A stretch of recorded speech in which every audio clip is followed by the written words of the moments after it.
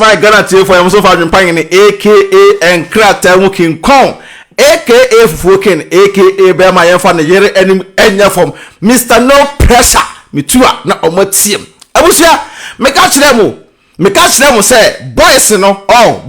yen krokro mo won say me ba meka kire mu say fam paebo entai boys na chi all say Anidaso ho e say animonyam na ebeyo 2-0 first half what you say kudos ene e kan salisu o ma ya ade pa na de omri say wo sa ade de be na koda no na e de ato pe ya first match no ene Portugal no e Jordan Ayew me babeka say Jordan sa 2 goals no a mo de ba akire no e kopie every Jordan Ayew so because of say ono omoma ne pass no wan pedanity Jordan and pedanity o ene ye dey no mo ye counter no mo kokko share ye but Osha na Jordan Ayew wa clean din Jordan actually say oye Jordan because already we are Jordan Ayew skills no e corner abusia share video na like ni enko na ni jama fie o say ye gano aba o say ye gano Anidaso o say ye ga anadie me say atinga uradi yesu boys no hey me see boys na bola me see me kwa Jimmy sem na mutimi handle ball kama say and na mo ma Portugal because of Ronaldo nti mo ye see mo sa attention to so and na first match ntia abusha and the man of the match Jordan Ayew wafa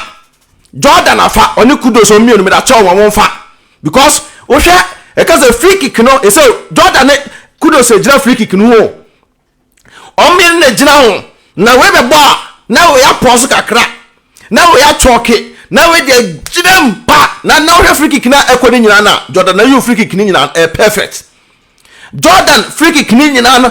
perfect because na Jordan wa ya de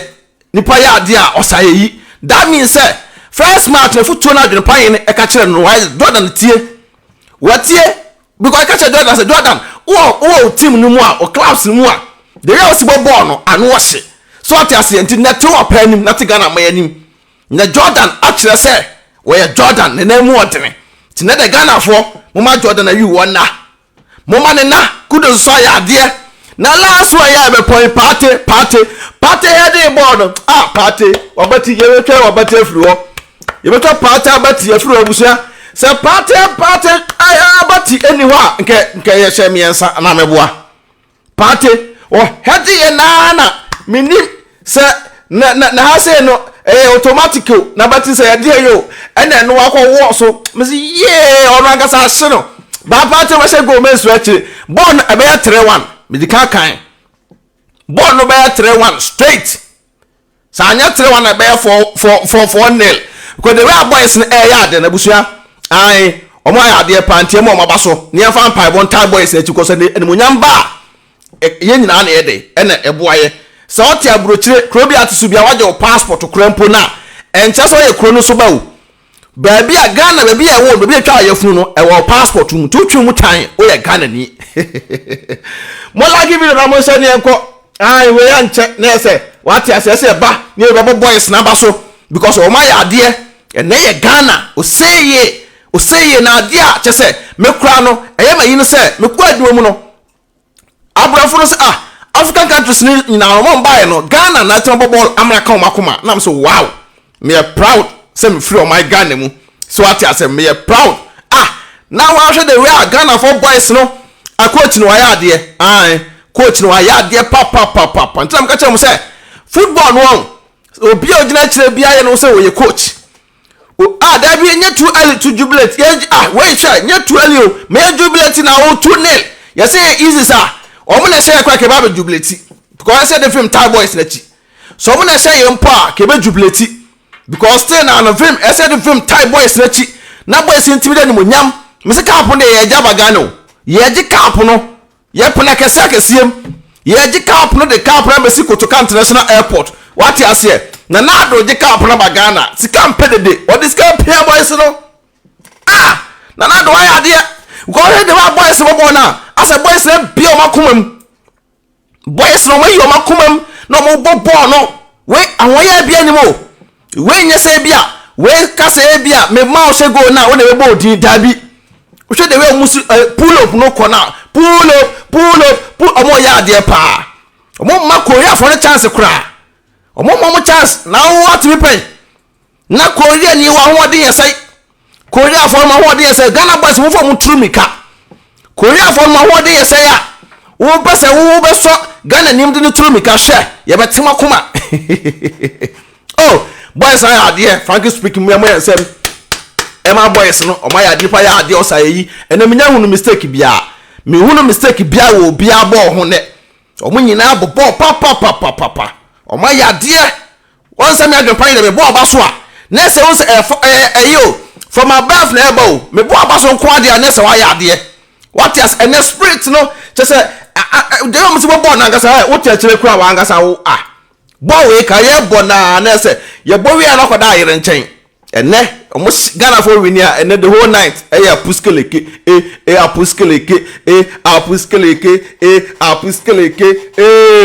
and wa you be akodi yere wa wan pre be akodi bi uni bi dia na wada kwa apuskeleke na koyepo no apuskeleke Gano ose Gano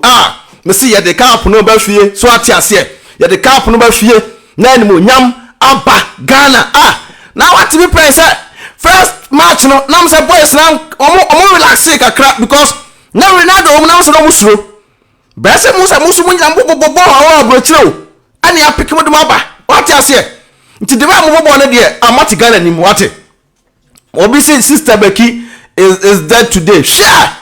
then doggy mdonyame se Ghana for no Ghana for munim na se mu jimi a on footballers munim na mu jina me doggy ko bo me na on me srew the way na me ni me doggy no me pomo acha on the way me sweat no ti mo nyine mo na mo sha 4 ana 3 na ne ene doggy nko a e ba na sa so de a na me yere so ani age ti mo shego na me so me shego fie mdonyame ti na mo sha 3 a me ko 3 rounds mo sha 4 a me ko 4 rounds straight me and my mother what the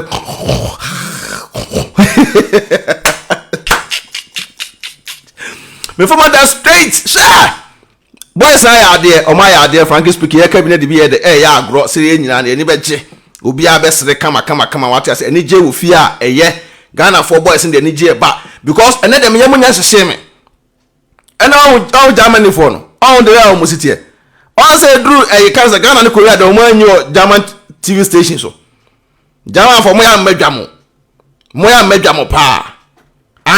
chese mo de ne sheda nkoyi ntino munim say mo wesi time Ghana for the ntino ha mo won munim na me so lebeto ebe gina mo ho a se me se twemo chi no obi ya ba pe bia ho TV so a ye nya ahwe no just internet ntabusua sha me see enade doggy obi anya press up where woni girlfriend na where woni yire ne de ene wo wani nye e ba sa na pressure nko because the way any gene kono whether no so de no aba ti whether de no aba se na ni je boys ti me shego no kama obebia no odan ya so bo create mo de ne obebia afo na ya so mo create mo de because any je aba fie any je oho hey enade obi se Adwenepahene yire wu hwe onyanwu ye tebusa am say ye baba be start boys na ba park ye be starting tino ye nyina ye nyitwi na ye nko ye support enko support omo nye wia ye be san ba say the day you agina ho bibia kama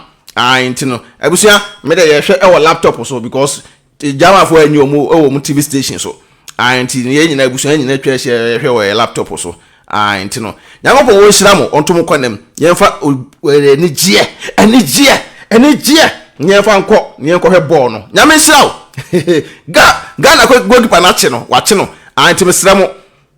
ewie ya doggy 3 rounds and 4 rounds which is which to ba no comment 4 or 3 rounds nyame hira be sen hia fan paibo entire boys na chi na boys no aya ade the next remains Adwenepahene aka Nkratam King Kong aka Fukin aka Bema yemfa no yire enemu nye fom aka Mr No Pressure aka Mr. No Pressure bema na yere yedwan kama esi ne wo no aye na ha to se wate ase anti ko ebo na ba ewia e besa atena ase ne the analysis ene bibia bremu kama nyame hirawo bosom kafo tap send e de amount send tap ekofie na use promo code na Adwenepahene bogum me kanfo eye divine organic skincare product amount kanfo divine pills amount me kanfo eye health yes e de amount nyame adoma e besa hia biem e ko hebo na ba love you all peace out.